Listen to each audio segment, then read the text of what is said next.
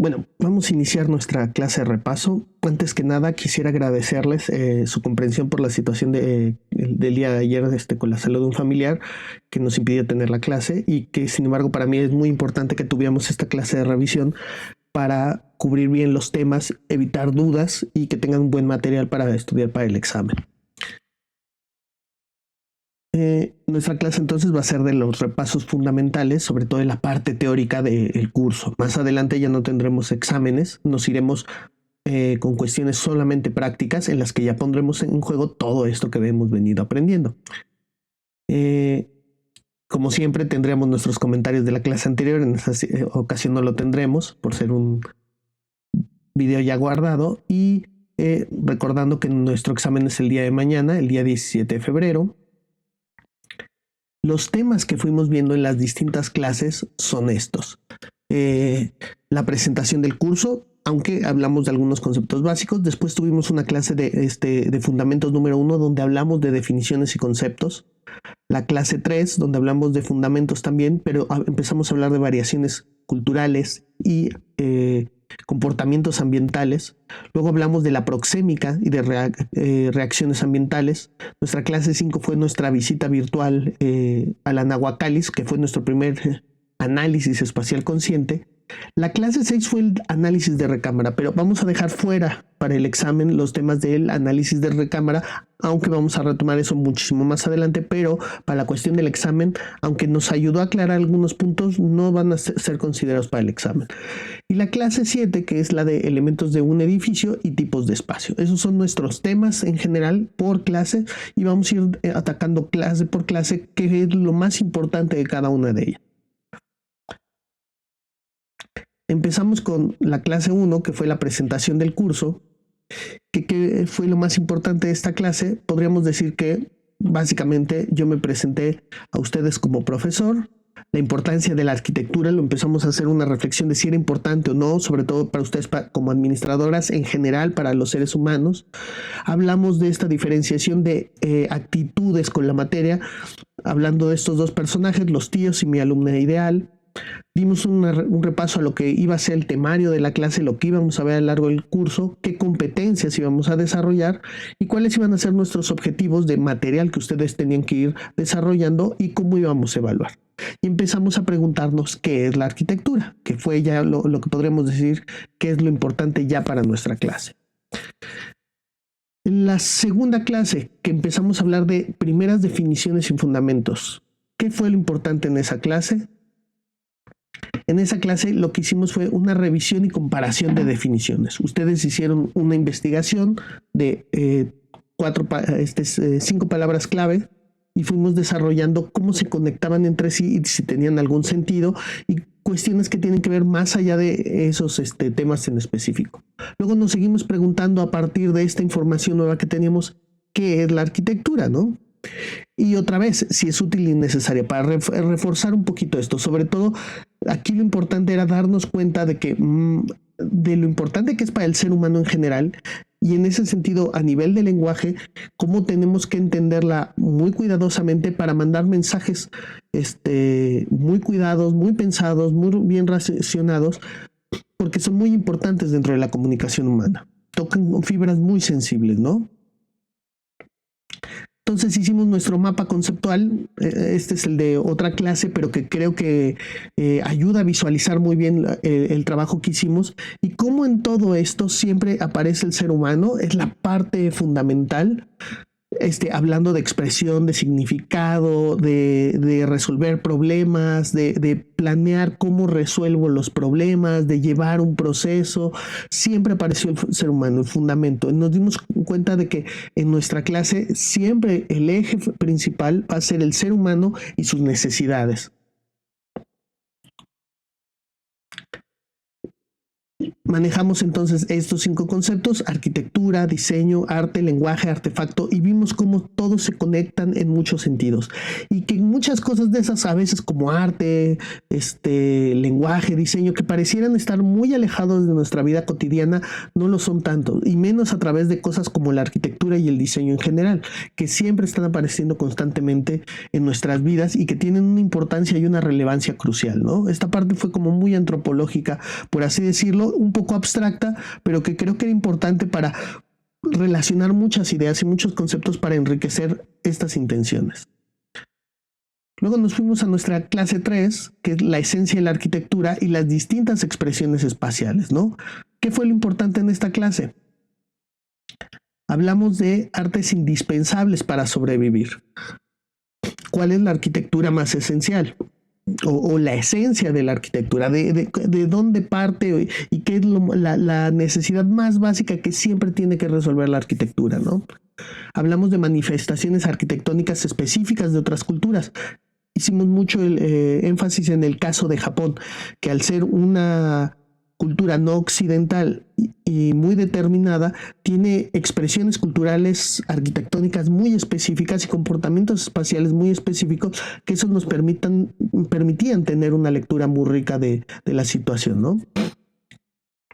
Hablamos de la arquitectura en todo el mundo y en distintos climas sobre todo, ¿no? Vimos ejemplos de arquitectura que se da en cuestiones muy específicas y por qué era así, ¿no? Tratamos de entender en qué cosas estas arquitecturas que se daban en distintos tiempos, en distintos climas, en distintas condiciones, qué cosas siempre tenían de constante y qué cosas tenían siempre de diferente, ¿no?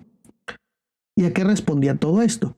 Entonces empezamos con las artes humanas indispensables para sobrevivir, que quedamos que eran 3. Muy importante, ¿no? Por un lado teníamos la cuestión de las artes culinarias, porque obviamente si no comemos no sobrevivimos. Es indispensable para el ser humano alimentarse para sobrevivir en la realidad. Por el otro lado teníamos la palabra, debido a que somos una especie que depende mucho de su capacidad de comunicación y de organizarse en equipos y de tejer lazos de una manera muy amplia, y eso lo hacemos a través de la palabra tanto hablada como escrita, y eso nos permite sobrevivir también, ¿no?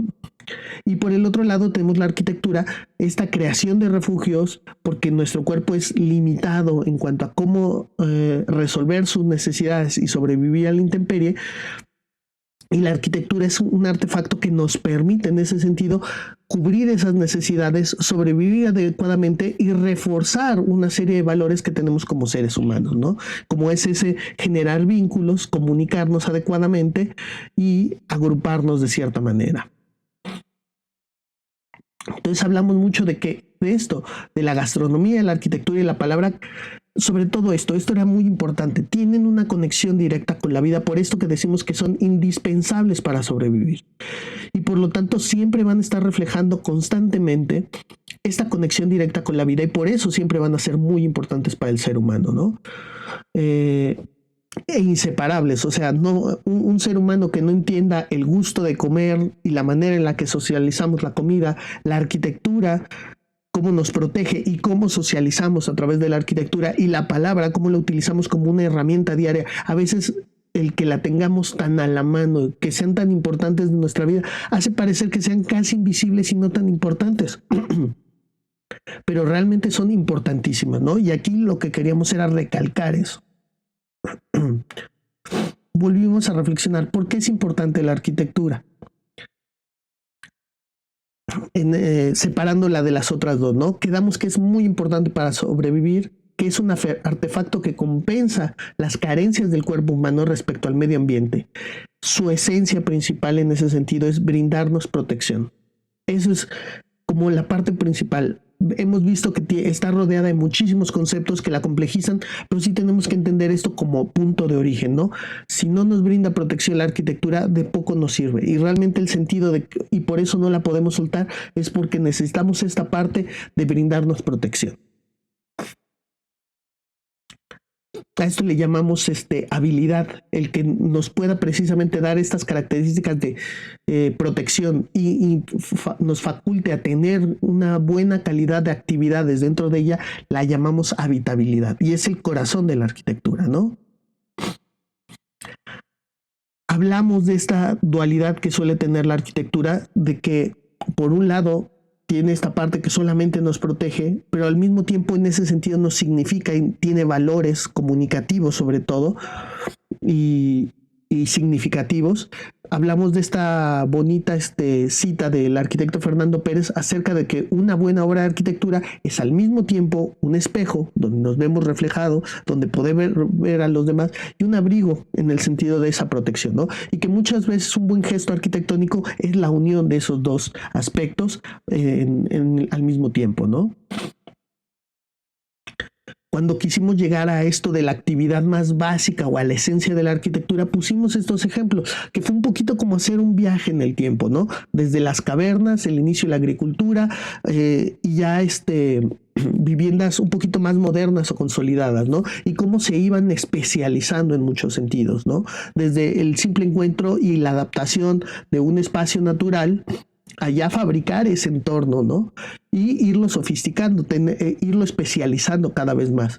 Y vimos que siempre lo que se repetía era el aspecto de la protección, lo del fuego, y en ese sentido también la socialización que hacemos alrededor del fuego, ¿no? O sea, todos estos entornos muchas veces como complemento para sobrevivir teníamos el factor fuego, que está ligado por un lado a la protección, pero por el otro lado también está ligado a la cuestión alimentaria.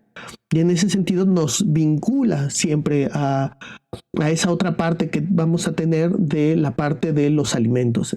Habíamos comentado también en ese sentido que las tres artes que siempre se dan y que son indispensables para sobrevivir, todas se dan al cobijo de la arquitectura dentro, en un interior de arquitectura, ¿no? La arquitectura es el escenario para esas tres artes constantes que siempre nos están acompañando y que son indispensables para vivir.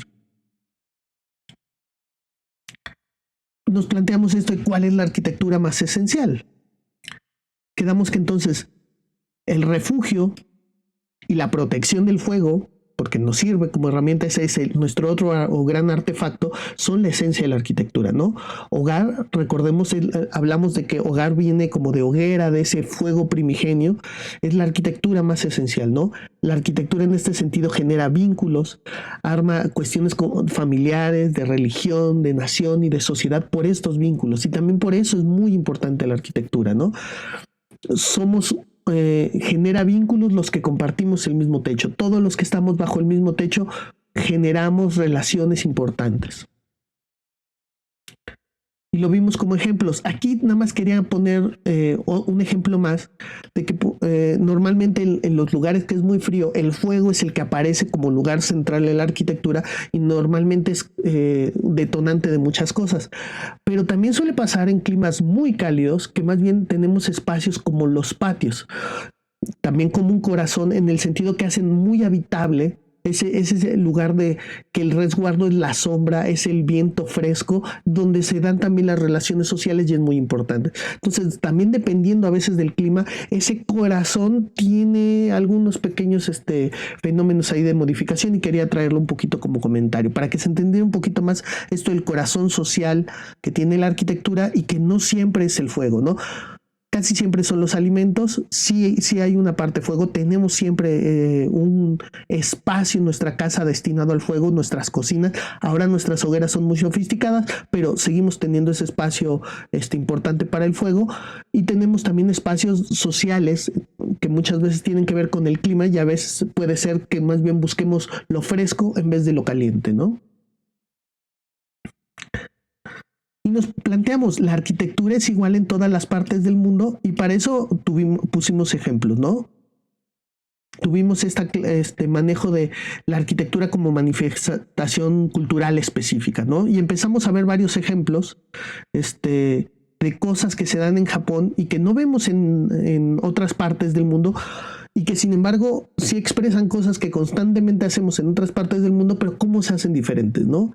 Siempre vamos a tener como este grado de tratar de leer las cosas que son comunes y las cosas que siempre son diferenciadas, ¿no?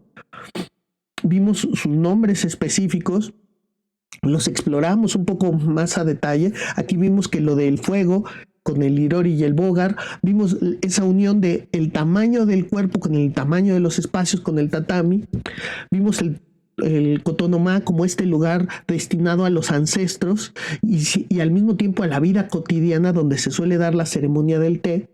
Vimos el kotatsu, este lugar donde nos reunimos todos y nos cubrimos las piernas y nos calentamos, y que es un buen lugar para convivir nuevamente. El futón, vimos estos espacios que se vuelven multifuncionales, que no están destinados a una sola actividad, en la que casi no hay mobiliarios, todo es muy minimalista, y vamos cambiando un poquito con un mobiliario muy específico, muy fácil de mover, las actividades que se dan en un espacio, ¿no? Y que en ese sentido son diferentes a lo occidental, pero siguen haciendo actividades muy parecidas a la occidental, ¿no? Entonces, llegamos a la conclusión de que cada sociedad tiene manifestaciones arquitectónicas y comportamientos espaciales muy particulares, ¿no? Esto es que por la cultura, valores similares, hábitat similar, ¿no? Y nos da también valores regionales. Obviamente la arquitectura se va componiendo de cierta manera, si en cierto lugar las condiciones como sociedad y como ámbito físico son de cierta manera, y es muy fácil que caigamos en prácticas semejantes, ¿no? Ahora, otra de las exploraciones que hicimos es que yo les traje una serie de soluciones arquitectónicas, por así decirlo, del cascarón. Nos concentramos en los cascarones de distintos lugares del mundo, como sugiriendo que son también de distintas épocas, para encontrar qué cosas siempre se iban repitiendo y qué cosas iban siendo diferentes, ¿no? Hablando de materiales, de cómo se adaptan a los climas, de por qué son así, por qué tienen esas formas, por qué a veces son ligeros, por qué a veces son pesados, de dónde obtienen sus materiales, para encontrar estos hilos conductores de cómo es la arquitectura y cómo se adapta. Entonces llegamos a las conclusiones de que las distintas manifestaciones arquitectónicas, por un lado, siempre van a tener constantes, porque el ser humano es el corazón de esa arquitectura.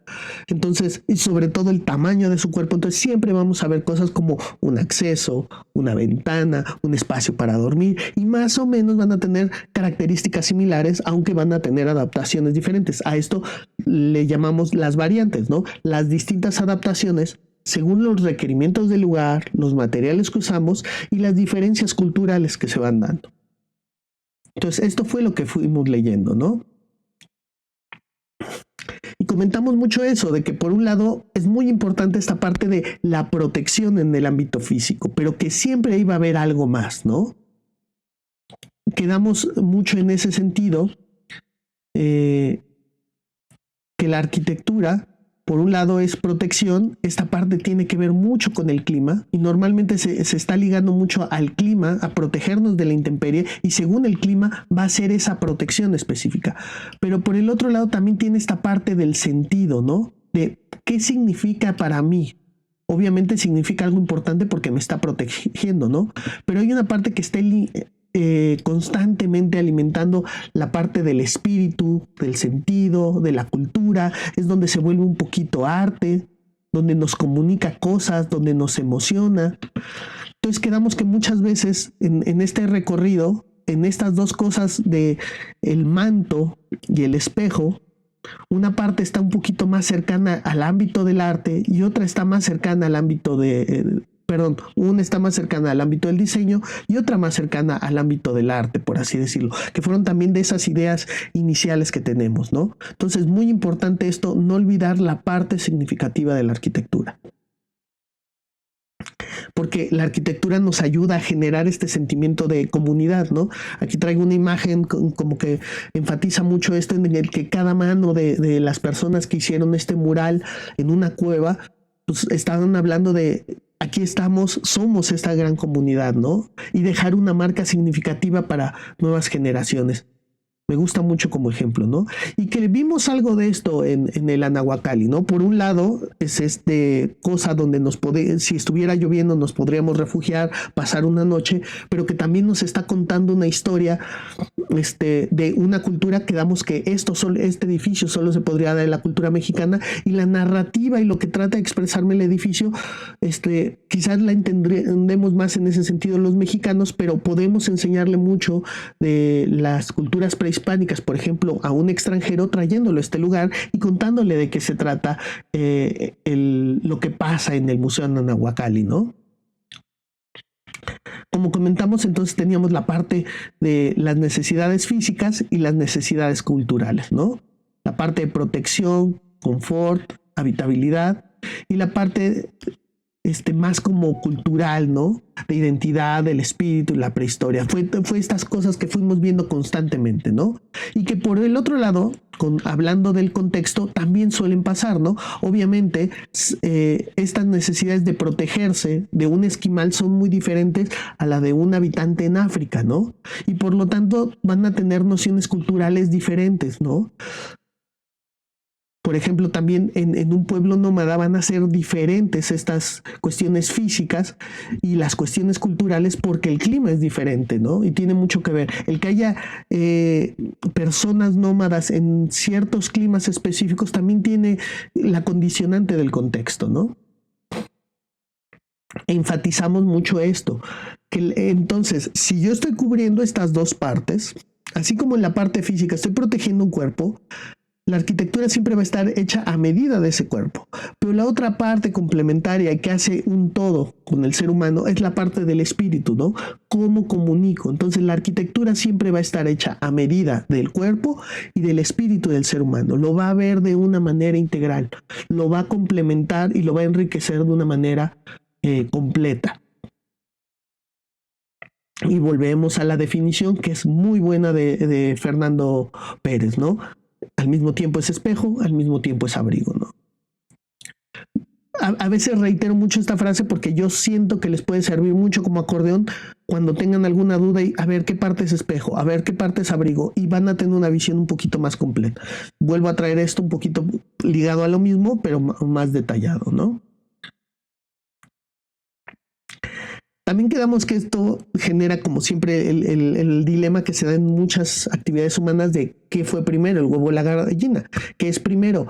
¿La arquitectura que se manifiesta de cierta manera en una región o cómo se adaptan las nuevas generaciones a esa?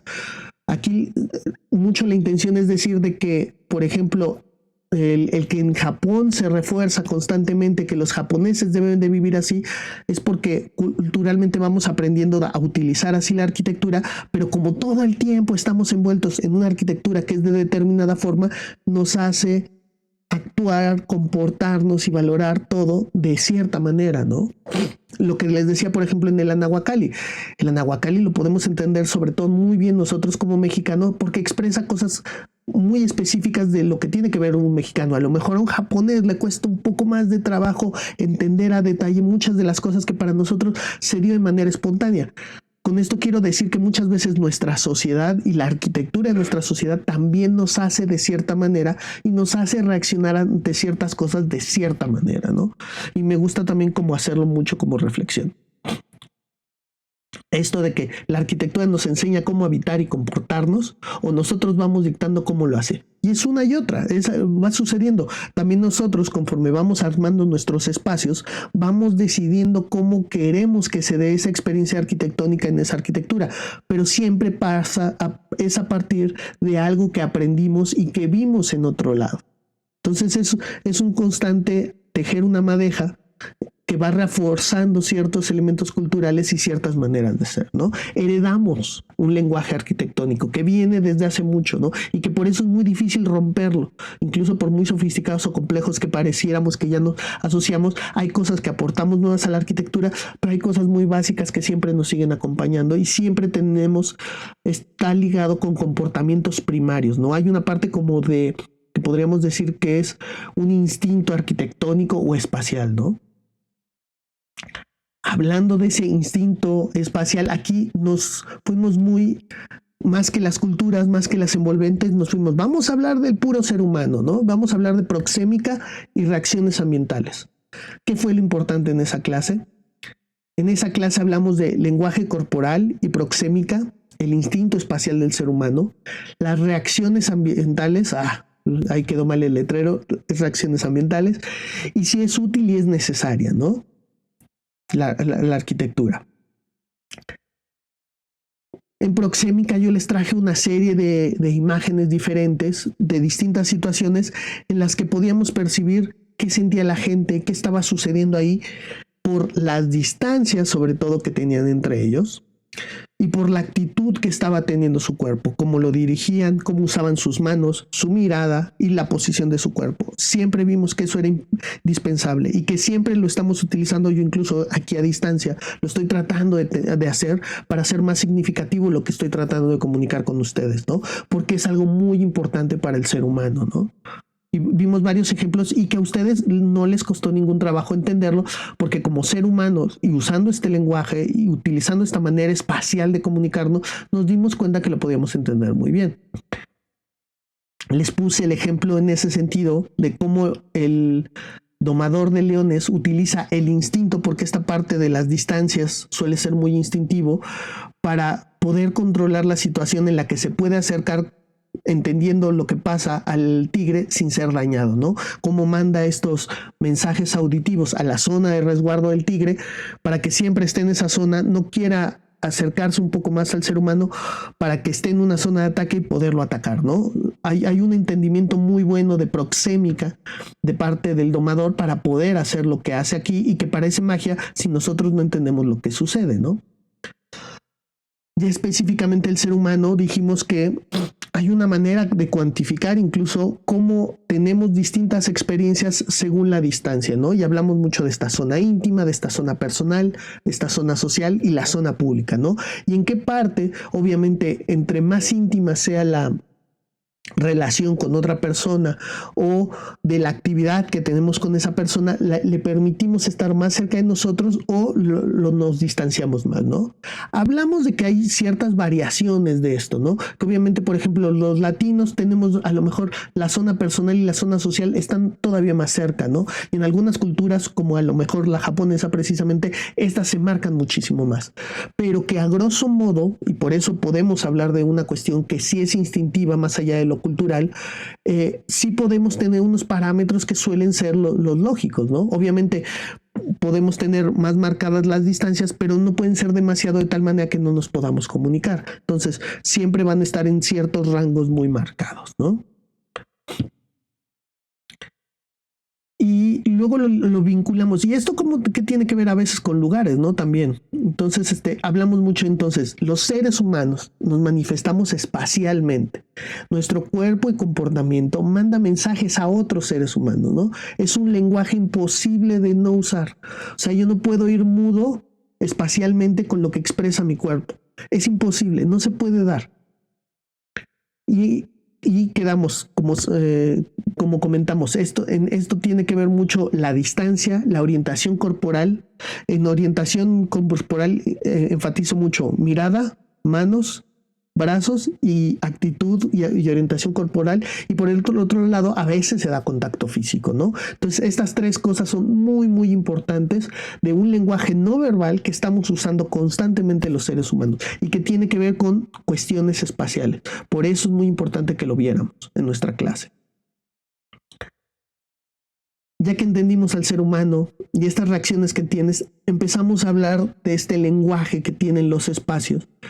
Y por qué nos comportamos de ciertas maneras en ciertos lugares y cómo usamos también el lugar para comunicarnos con otra persona, ¿no? Les puse mucho el ejemplo de, a ver, si tuvieran una cita, porque tenemos un interés emotivo con alguien más, ¿a dónde lo llevamos? A la hora de que le presentamos a ese alguien más, ¿a qué lugar lo queremos invitar para relacionarnos y pasar un rato? Le estamos mandando un mensaje también de cuáles son nuestras intenciones, porque estamos yendo al lugar donde ciertas actitudes se facilitan, se propician de una manera más natural, dependiendo de lo que queremos hacer. Hablamos de eso y, por ejemplo, también hablamos de, a ver, ¿dónde llevaríamos a nuestros amigos? ¿Y dónde iríamos a una junta de trabajo? ¿Y dónde sí subiríamos los pies? Nos sentiríamos tan desinhibidos que subiríamos pies y manos, pies y piernas a la silla, ¿no? Y dónde tendríamos una actitud como más seria, ¿no? Y vimos que entonces los espacios, la iluminación, los materiales, tienen que ver mucho con eso, ¿no? De cómo nos vamos a comportar en esos lugares y qué sensaciones nos van a dar. Entonces, dentro de que manifestarnos espacialmente, los ambientes también nos dicen cómo comportarnos, cómo sentirnos, qué actitud tener en ellos, porque hay una inteligencia detrás de ellos y nos está mandando mensajes constantemente, ¿no? Y nosotros entendemos esos mensajes y muchas veces por elección los vamos a estar reforzando, ¿no? Vimos un ejemplo muy básico, por así decirlo, de cosas como muy trascendentes, como llegar a la luna, llegar al continente americano. A veces se ligan con algo tan absurdo como pelearnos el espacio público en la calle, ¿no? Pero entonces como también el ser humano tiene todo este tiempo esa necesidad de reforzar, este es mi espacio, lo comunico de cierta manera, hablando de este instinto espacial, ¿no? Insisto, es un lenguaje que usamos, es muy importante tener conciencia de él, sobre todo ustedes que van a dedicarse al ámbito de la hospitalidad, es importantísimo entender este valor, tener conciencia de él, porque van a estar modificándolo constantemente y van a estar cuidando mucho el lenguaje que estos espacios esté comunicando, y también el lenguaje que tenga la gente a la que atendemos o nuestro equipo de trabajo, que sea el adecuado para las situaciones que vamos dando. Por muchos lados, por entender incluso la parte psicológica, la parte de las necesidades, es muy importante esto, o formándolas ustedes como administradoras de instituciones de hospitalidad, ¿no? Y además, hay que entender esto, si yo tengo conciencia de ese lenguaje, podemos ser más activos en cómo funciona eso, ¿no? Si yo digo, sí, eso pasa, y no tengo una conciencia profunda de eso, yo no puedo cambiarlo y yo voy a ser siempre pasivo y yo voy a hacer siempre lo que la arquitectura me está diciendo que haga, ¿no? Nunca voy a tener la intención de modificarla o de leerla más profundamente. Eso sobre todo, creo que esto es a fin de cuentas lo más importante para mí de dejarles de todo el curso, ¿no? Entender esa gran diferencia, que cuando tengo conciencia puedo cambiar y puedo leer más profundamente las cosas, ¿no? Quedamos entonces que el habitar para el ser humano es como respirar, existir, ocupar espacio, manifestarse en el espacio, es imposible que no lo haga el ser humano, ¿no? El ser humano es muy espacial, tiene necesidades físicas y culturales a nivel espacial muy determinadas, y para brindar la hospitalidad, un poquito reforzando lo que les había dicho, es importante tener mucha conciencia de ello, ¿no? Ya teniendo todo esto, llegamos a nuestra primera visita, donde creo que pudimos poner en práctica todo esto que veníamos platicando a nivel teórico, y que por desgracia no pudimos tener la experiencia. Ojalá la vacunación empiece a ser rápida y podamos llegar a tener la visita, ya sea a Casa Barragán, para ver cosas muy específicas, o a Nahuacali, porque como es lo más primario, como que hace que tenga más sentido todo lo que hemos visto del curso, ¿no?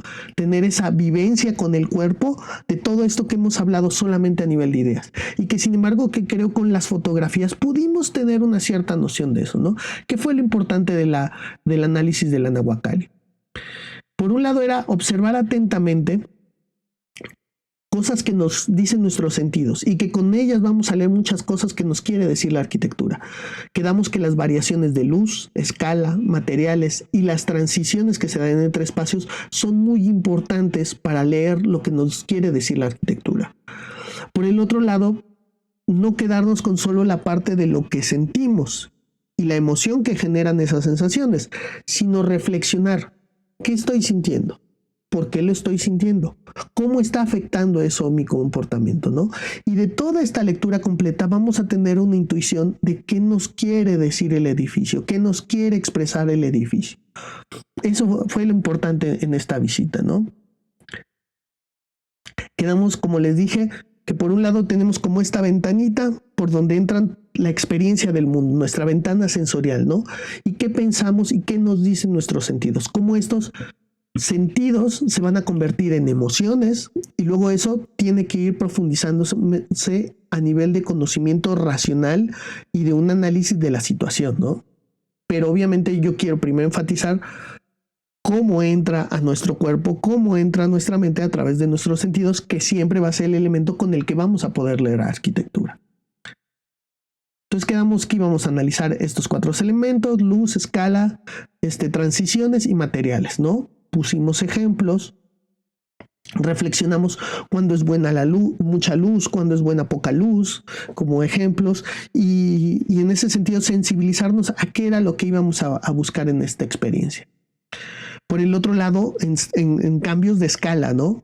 En cuanto a puertas, espacios, alturas, en lo horizontal, en lo vertical, y qué sensaciones nos iban generando unas y otras, ¿no? Conforme íbamos avanzando en los espacios.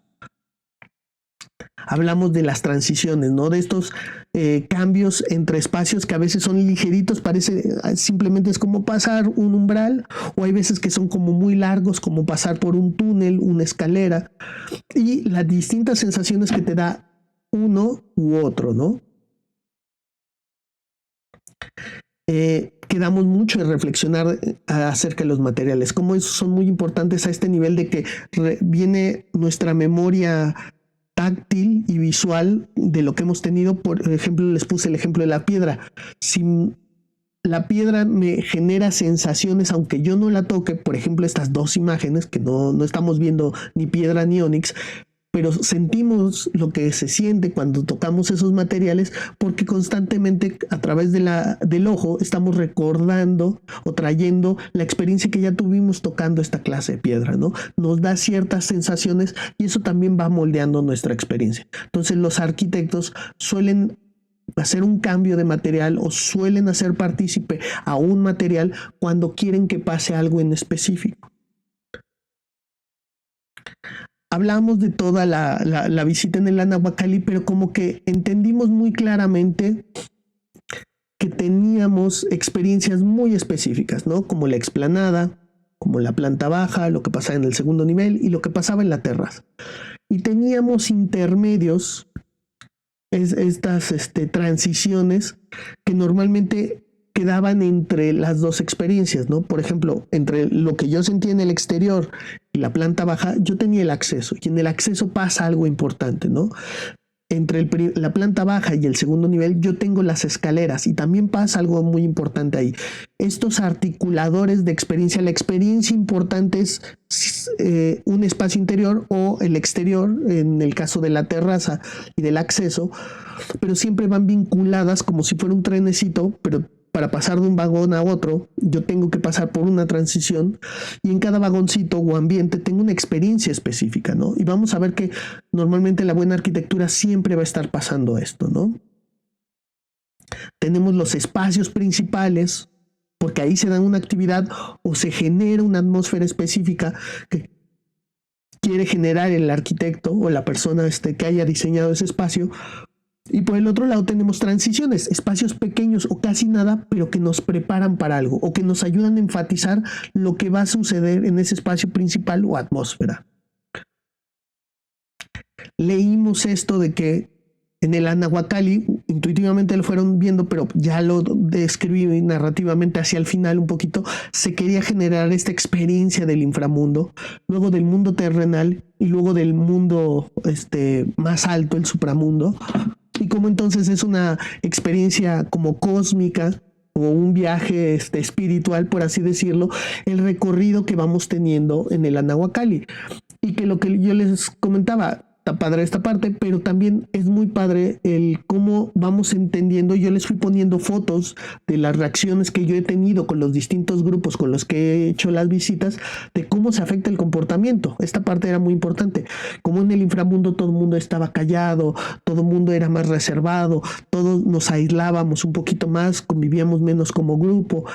En el mundo terrenal tenemos más sensaciones, hay más luz, hay más color, empieza un poquito más el chacoteo, por así decirlo, platicamos, hablamos un poquito en voz más alta, se afecta nuestro comportamiento. Y en el supramundo, todo el mundo en la selfie, viendo el paisaje, muy contentos, muy alegres, muy libres, todo eso, cómo se va cambiando a lo largo del recorrido, ¿no? Y muchas de las cosas que cambian esa manera de cómo nos sentimos nosotros en el edificio tiene que ver con esas 4 cosas que les dije: la luz, las variaciones de escala, los materiales y las transiciones.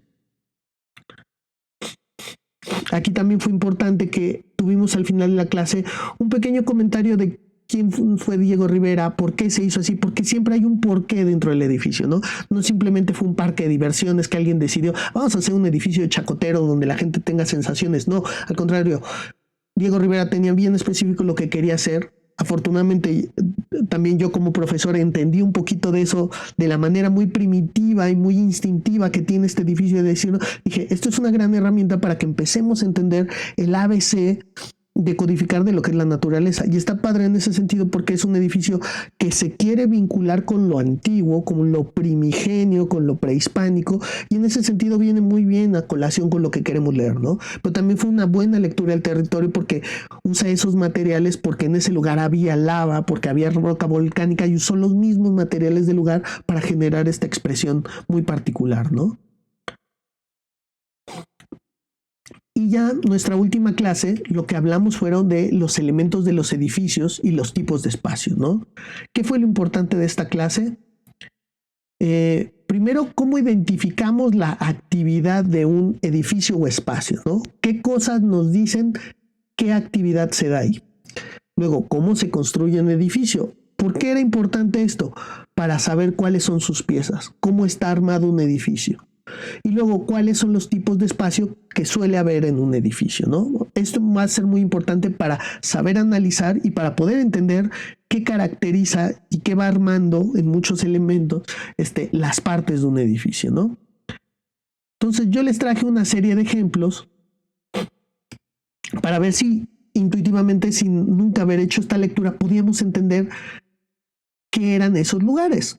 Por un lado, leyeron la parte de carácter, pero por el otro lado me pudieron decir un poco qué era cada uno. Vimos que un museo debe parecer un museo para que todos entendamos que eso es un museo, pero también porque hay ciertas cosas de actividades que se dan ahí que hacen que tenga esta apariencia, ¿no?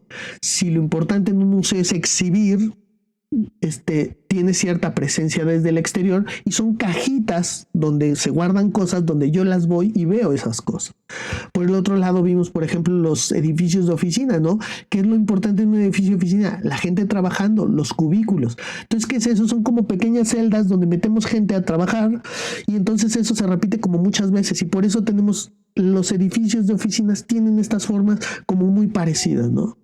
Luego, por ejemplo, teníamos la iglesia, ¿no? Hoy yo cómo sé que eso es una iglesia, pues tiene cosas como un campanario que a lo mejor no tiene tanto sentido ahora por la manera en la que nos convoca, pero que como históricamente siempre han tenido un campanario, pues lo siguen teniendo, ¿no? Pero ¿qué es lo más importante? Donde se da la misa, ¿no? Donde se da el culto, que es un altar y un lugar donde se puede reunir la comunidad, un lugar grande, es como un auditorio. Entonces, la parte de la reunión es lo que sobresale mucho del edificio, ¿no? Por otro lado, eso a nivel de edificios, pero a nivel de espacios también hay otras cosas que nos dicen qué actividad se da ahí. Quedamos que mucho de esto tiene que ver con el mobiliario. Si yo veo una cama, seguramente eso es una recámara, porque ese mobiliario me facilita la actividad de descansar, de reponer fuerza, de restaurarme para seguir teniendo otro tipo de actividades. La cocina también me permite restaurarme a nivel alimenticio para yo estar listo para seguir teniendo actividades y ese lugar adecuado para yo preparar mis alimentos y relacionarme con otros seres humanos cuando los preparo, ¿no? Tengo el estudio, que tengo una silla, una mesa adecuados para estudiar, para trabajar y que me permiten potenciarme como ser humano, ¿no? Entonces, quedamos que la función y actividad de los espacios muchas veces la podemos leer a través del mobiliario y que además esos van a determinar cómo va a ser ese edificio, ¿no? Que muchas veces vamos en un orden descendente o ascendente, dependiendo. Puse mucho el ejemplo de cuando nos mudamos, de que más bien nosotros nos adaptamos al espacio, pero tenemos cierto mobiliario que tiene ciertas características y que nos ayuda a tener esas funciones y actividades, ¿no? Esta relación de estas tres cosas siempre va a ser muy constante y es muy importante para entenderla, ¿no? Les traje una serie de ejemplos, pero el ejemplo más sofisticado fue precisamente como este edificio universitario en Holanda, en el cual pudimos ver, oye, hay muchas distintas actividades, pero pudimos leer esta planta, por el tipo de mobiliario nos fue dando pistas de, creo que es un edificio que se trata de esto, ¿no? porque yo veo este tipo de mobiliario y creo que se da cierta actividad. Empezamos también a estar ejercitando esto de leer más profundamente una planta arquitectónica para saber qué tipo de edificio es, pero empezamos a ver otras cosas, ¿no? El punto crucial de esta clase era hablar de estas dos cosas. Por un lado, los elementos de un edificio, las partes, cómo se hace, qué hace y qué pieza del edificio es y cómo los debo de entender. Y por el otro, el tipo de espacios que se dan en ese edificio, que tienen que ver por su actividad, qué función tienen y qué importancia entre actividades tienen, ¿no? Esto es el corazón de esta clase. Y para eso, muy rápidamente, hablamos de cómo se da la construcción de una casa. Yo les traje el ejemplo de una de las casas que construyo, sobre todo porque ustedes entienden muy bien una casa, ¿no? Y van a ver que nos vamos a saltar de una casa a entender edificios más grandes y lo van a poder hacer porque empiezo primero con la lógica de lo que sí conozco, ¿no? Hablamos de cómo preparamos el terreno, cómo preparamos la cimentación, las instalaciones, cómo empezamos a levantar muros, cómo aplanamos esos muros, cómo empezamos a ponerle color, materiales, que las instalaciones funcionen y cómo tenemos nuestro producto final. ¿Para qué sirvió esto?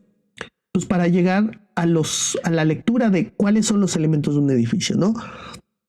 Porque va en ese orden de cómo vamos generando el proceso. Yo no empiezo a construir un edificio por los acabados. Empiezo con la cimentación, con la infraestructura, con lo básico, que es en parte importante también porque es lo que le da sostén al edificio, ¿no? Después voy generando la estructura, que es lo que mantiene de pie al edificio, ¿no? Luego vienen las instalaciones, lo que le va a permitir tener servicios al edificio y que por lo tanto las actividades se den bien.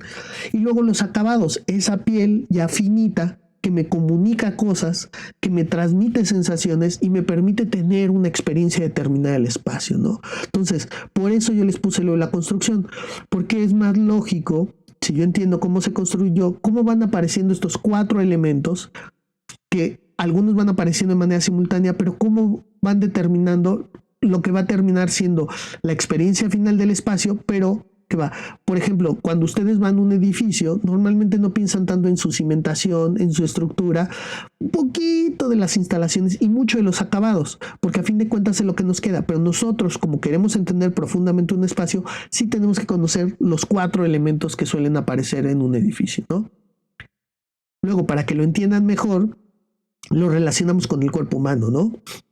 La cimentación de infraestructura, hablamos mucho de los pies, porque nuestros pies son anchos, ¿no? Pues porque nos tienen que dar un buen sostén, ¿no? Y sin embargo somos entes que nos movemos, entonces al mismo tiempo nos tienen que dar cierto grado de agilidad, ¿no?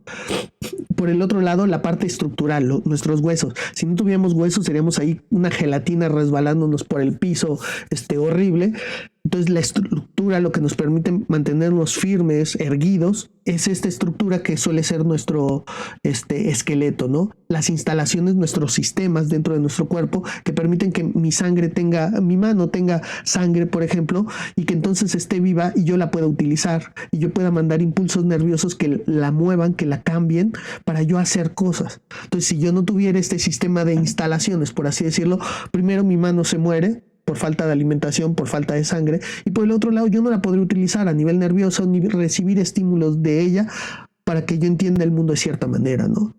Y por el otro lado, los acabados que son como nuestra piel o nuestra ropa, que está mandando mensajes de cómo soy como personaje, que al tocarme se siente frío, se siente caliente y me brinda una experiencia de lo que es ese edificio, ¿no? Entonces recuerden, y sobre todo, si tienen duda, por ejemplo, en un examen, como el que van a tener mañana, siempre piensen como si lo estuvieran construyendo, desde lo más básico hasta lo que nos da la calidad final. Entonces piensen en cimentación, estructura, instalaciones y acabados.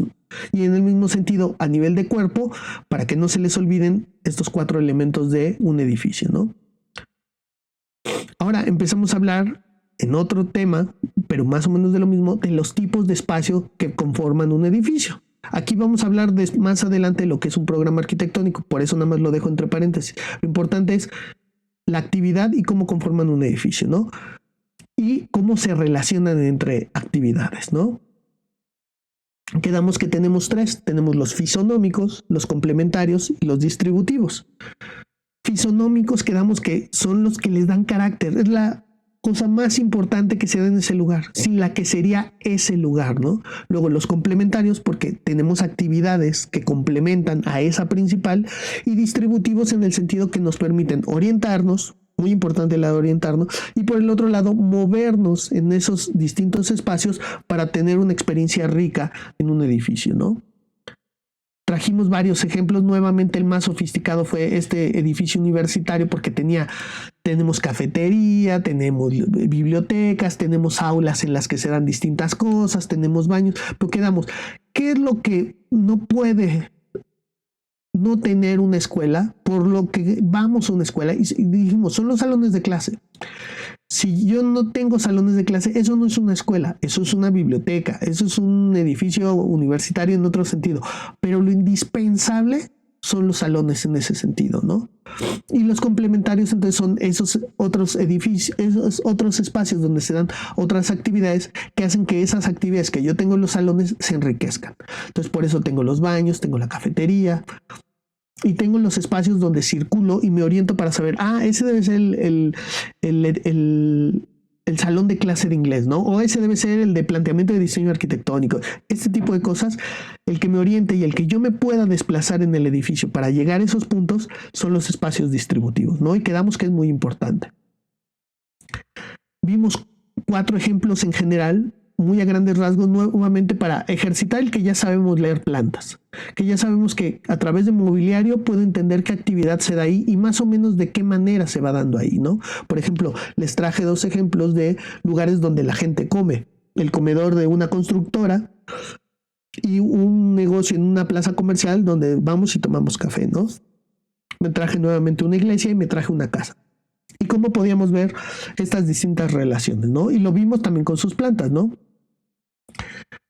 Y muy importante, creo que llegado aquí a este punto, reflexionar mucho, ¿para qué les sirve a ustedes el que yo les esté enseñando esto? Y si realmente es muy útil.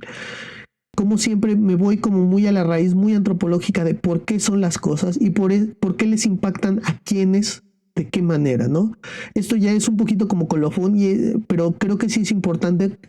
Y si se fijan, me gusta recalcarlo mucho, de qué manera les es útil esto que vamos viendo. Ahorita sobre todo es la teoría, vamos a pasar a lo práctico y van a ver que todavía se va a notar más, pero que si no tenemos esta sensibilidad en la parte teórica no vamos a llegar a buen puerto, ni se va a entender tan profundamente lo que les voy a querer enseñar ya de manera más práctica más adelante, ¿no? Entonces siempre para mí es muy importante por qué es útil esto que les estoy enseñando y cómo les va a servir a futuro. Lo vamos a ir viendo más conforme entremos a la parte práctica, ¿no? Les recomiendo mucho para estudiar que revisen las presentaciones, que tengan ideas, vayan haciendo bien sus notas. Acuérdense que además tenemos nuestro punto extra por hacer nuestro acordeón y tener una buena comprensión de la información o cómo recabamos nuestra información para entender mejor esta parte del curso y entenderlo. La próxima clase no quisiera empezar el examen inmediatamente. Yo quisiera que tuviéramos una buena sesión de preguntas y respuestas por si sintieron que algún concepto no se explicó adecuadamente o que quisieran más ejemplos o que quisieran profundizar más en él para que tengamos bien claras nuestras ideas y entonces sí le entramos un examen, ¿no? La experiencia que no pudimos tener el día de ayer, que la podamos tener un poquito de retroalimentación antes de empezar a hacer el examen y ya pasar. Para mí lo más importante obviamente no es darles una calificación, para mí lo más importante es saber si están quedando claras las cosas, si las estamos entendiendo bien, si hay dudas y cómo entrarle y cómo aclararlas si es que las hay y llegar a los objetivos que he querido plantear de que en esta parte es básicamente entender por qué es importante la arquitectura, cómo se expresa la arquitectura, cómo nos expresamos los seres humanos, cómo todo esto tiene que ver con reacciones y comportamiento y cómo se va entremezclando de cierta manera y que ya vamos a ver de una manera muy práctica más adelante. Entonces espero que les haya sido muy útil esta clase como de repaso, de revisar los conceptos, de tenerlos un poquito más claro, además porque ya hicieron el camino y entonces cuando se regresan, con razón Gabriel me quiso enseñar esto en la primera clase y esto en la segunda y que tenga más orden la estructura que le he querido dar el curso y al conocimiento que les está dando el curso para llegar a lo que va a ser más adelante nuestros objetivos. Entonces, pues nos vemos la siguiente sesión. Ya con el examen, traigan todas sus dudas, su acordeón, y nos va a ir muy bien en el examen. No está tan difícil. He soltado algunos spoilers de por dónde pueden ir las preguntas. Y creo que más o menos con esta clase lo tenemos bien claro. Entonces, nos estamos viendo en el examen, chicas. Nuevamente agradezco su comprensión del día de ayer y las espero con sus dudas el día de mañana. Bye.